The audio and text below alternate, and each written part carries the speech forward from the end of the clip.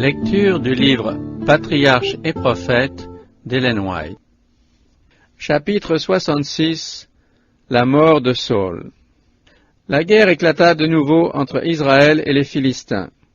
L'ennemi dressa son camp à Sunem, à l'extrémité septentrionale de la vallée de Jizréel. Saul rassembla son armée à quelques kilomètres de distance, à l'extrémité méridionale de la même plaine, au pied de la montagne de Gilboa. C'était là que Gédéon, avec ses 300 hommes, avait mis en fuite les armées des Madianites. Mais l'esprit qui avait inspiré le libérateur était bien différent de celui qui animait en ce moment le roi d'Israël.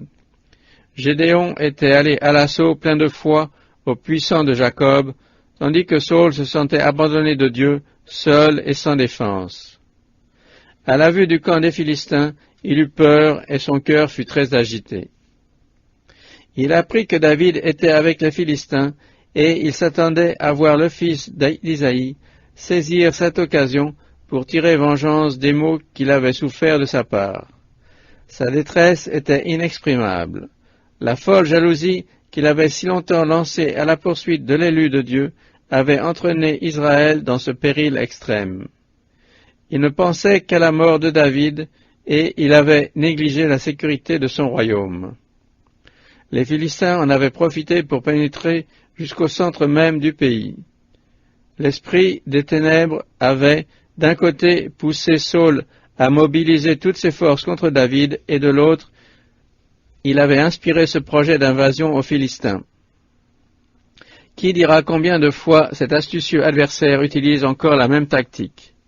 Il pousse quelques faux croyants à susciter une querelle dans l'Église, puis, à la faveur de cette discorde, il jette sur elle ses suppôts pour l'anéantir. La bataille devait se livrer le lendemain. Accablé par le sombre pressentiment de ce qui allait lui arriver, Saul ne voyait devant lui qu'une horrible nuit. Que ne donnerait-il pas pour un secours, un conseil? En vain il consulte l'Éternel, qui ne lui répond point, ni par des songes, ni par l'Urim, ni par les prophètes. Pourquoi est-il repoussé par celui qui ne repousse jamais une âme qui vient à lui avec sincérité et humilité? C'est que le roi s'est privé lui-même de tous les moyens de consulter l'Éternel. Il a rejeté les conseils de Samuel le prophète, il a exilé David l'élu de Dieu, il a massacré les prêtres du Très-Haut. Peut-il s'attendre à recevoir une réponse quand il a supprimé toutes les voies de communication entre le ciel et la terre? Après avoir chassé l'esprit de la grâce, comment espérerait-il une réponse de la part de Dieu? Ce n'était d'ailleurs pas le pardon de ses péchés et sa réconciliation avec le Seigneur que demandait Saul, mais la défaite de ses ennemis. Séparé de Dieu par sa révolte, et ne pouvant revenir en arrière que par le chemin d'un repentir dont il ne veut pas, l'orgueilleux monarque se décide dans sa détresse à un acte désespéré et fatal. Saul dit à ses serviteurs, « Cherchez-moi une femme qui sache invoquer les morts. J'irai la trouver et je la consulterai. » Le roi savait pertinemment que l'occultisme avait été interdit par Dieu. Une sentence de mort était prononcée contre tous ceux qui se livraient à ces impurs maléfices. Il avait lui-même, du vivant de Samuel, fait mettre à mort tous les sorciers et tous ceux qui consultaient les esprits. Et c'est à eux maintenant qu'il allait demander un oracle. On répondit au roi, « Il y a à Endor une femme qui sait évoquer les morts. Cette femme avait fait un pacte avec Satan. En retour, le prince du mal opérait des miracles à sa demande et lui révélait des secrets. Saul se déguise et part de nuit accompagné de 2 serviteurs à la recherche de la sorcière. Quel spectacle que celui de ce roi d'Israël marchant aveuglement à la remorque de Satan! Y a-t-il au monde sentier plus lugubre que celui de l'homme qui obstinément repousse l'Esprit de Dieu pour n'en faire qu'à sa tête? Y a-t-il un esclavage plus terrible que celui que fait subir le pire des tyrans, l'égoïsme? La confiance en Dieu et l'obéissance à sa volonté. Telles avaient été les conditions posées à Saul avant de monter sur le trône d'Israël. S'il les avait remplies, Dieu eût été son guide, le Tout-Puissant son bouclier. Dieu l'avait longtemps supporté. Sa révolte et son entêtement avaient été bien près de réduire au silence la voix divine en son âme. Néanmoins, jusqu'ici, il avait encore eu l'occasion de se convertir. Mais maintenant qu'il se détourne de Dieu pour aller solliciter les conseils d'un suppôt de Satan, il coupe le dernier lien qui le rattache à son Créateur et se place tout entier sous l'ascendant du grand révolté. À la faveur des ténèbres, Saul et ses 2 serviteurs traversent la plaine, passent sans encombre près de l'armée des Philistins, gravissent le flanc de la montagne et arrivent à la demeure solitaire de la sorcière d'Endor. C'est là que l'évocatrice des esprits s'est cachée pour pratiquer secrètement ses incantations. Mais Saul a beau être déguisé, sa haute stature et son port royal prouvent qu'il n'est pas un guerrier ordinaire. Les soupçons de la femme sont confirmés par la riche récompense qui lui est offerte. Saul lui dit, « Prédis-moi l'avenir, je te prie, en évoquant la mort, et fais-moi monter celui que je te désignerai. » La femme lui répondit, « Tu sais bien ce que Saul a fait, comment il a fait disparaître du pays ceux qui évoquent les morts et les devins. Pourquoi donc me tends-tu un piège pour me faire mourir ?» Saul lui fit ce serment par l'Éternel et lui dit, « Aussi vrai que l'Éternel est vivant, il ne t'arrivera aucun mal pour cette affaire. » Alors la femme lui dit, « Qui dois-je évoquer devant toi ?» Il répondit, « Évoque Samuel. » Après avoir pratiqué ces sortilèges, la femme dit à Saul, « Je vois un Dieu qui monte de dessous la terre. C'est un vieillard qui monte, et il est couvert d'un manteau. » Saul comprit que c'était bien Samuel. Il s'inclina le visage contre terre et il se prosterna. Mais ce n'était pas le prophète qui apparaissait à l'appel de la sorcière. L'apparition surnaturelle qui imitait Samuel n'était qu'un produit du pouvoir de Satan, une personnification à la ressemblance de Samuel, comme celle qui, plus tard dans le désert, se présentera à Jésus en ange de lumière.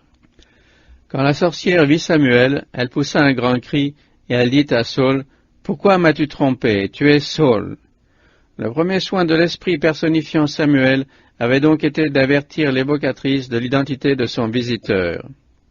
Le message apporté à Saul par le soi-disant prophète fut le suivant. « Pourquoi as-tu troublé mon repos en me faisant monter ?»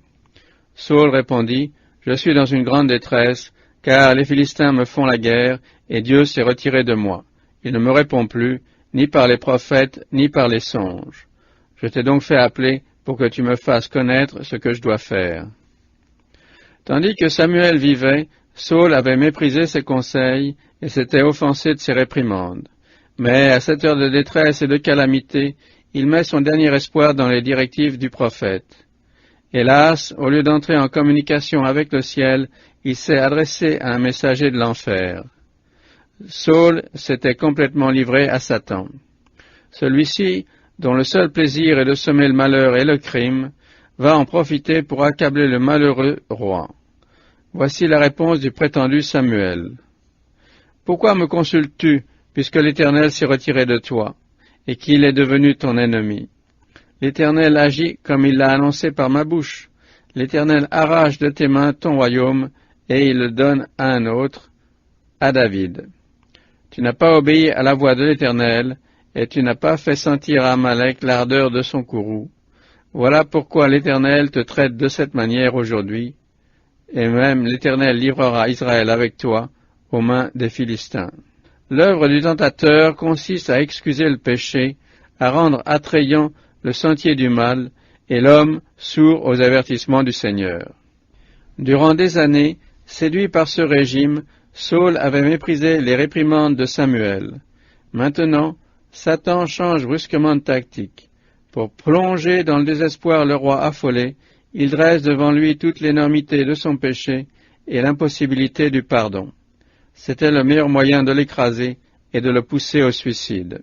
Lorsque Saul entend cette effroyable prédiction, affaibli par la fatigue et le jeûne, bourrelé de remords, éperdu, il oscille comme un chêne dans la tempête et s'affale sur le sol. Terrifié de voir le roi d'Israël étendu sans connaissance à ses pieds, la sorcière demande ce qui va lui arriver.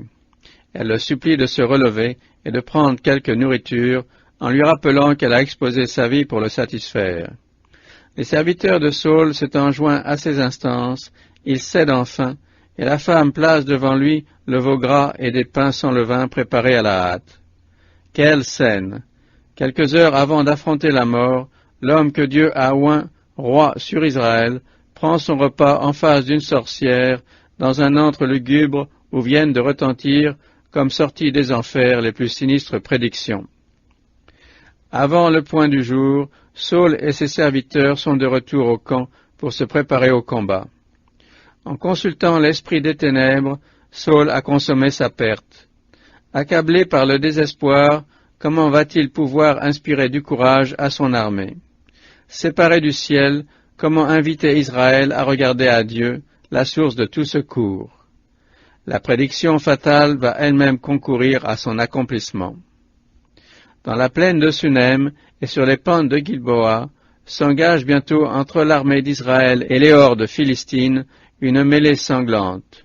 Bien que l'affreux spectre de la caverne d'Endor ait banni de son cœur tout espoir de salut, Saul défend néanmoins son trône et son royaume avec une énergie désespérée. Mais c'est en vain. Les Israélites s'enfuirent devant les Philistins, et beaucoup d'entre eux, blessés à mort, tombèrent sur la montagne de Gilboa. 3 des fils du roi ont péri bravement à ses côtés. Il a vu l'épée faucher autour de lui ses plus vaillants guerriers. Pressé par les archers ennemis, gravement blessé, ne pouvant plus ni combattre ni fuir, et résolu à ne pas tomber vivant entre les mains des Philistins, Saul avait dit à son écuyer, « Tire ton épée et transperce-moi. » Ce dernier refusa de porter la main contre loin de l'Éternel. Alors Saul se jeta sur son épée et se tua lui-même. Ainsi mourut le premier roi d'Israël par un suicide. À la fin d'une vie manquée, il était descendu dans la tombe, désespéré et déshonoré. Et tout cela pour avoir préféré faire sa volonté plutôt que celle de Dieu. La nouvelle de la défaite se répandit au loin et plongea tout Israël dans la consternation. Les villes furent abandonnées par la population et les Philistins en prirent tranquillement possession. Le règne de Saul avait consommé la ruine de son royaume. Le lendemain, les Philistins, en parcourant le champ de bataille, découvrirent les cadavres de Saul et de ses 3 fils. Pour compléter leur triomphe, ils décapitèrent leur roi, le dépouillèrent de son armure et emportèrent chez eux ses trophées ensanglantés.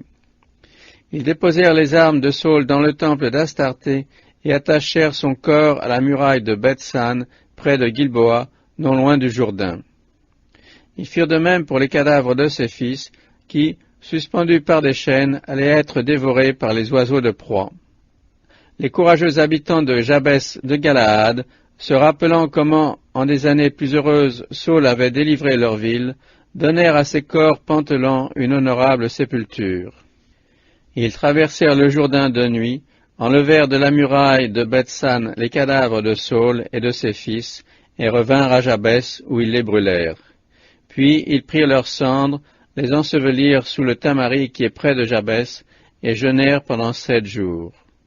Une noble action accomplie 40 ans auparavant valut à Saul et à ses fils d'être enterrés par des hommes compatissants à l'heure sombre de la défaite et du déshonneur.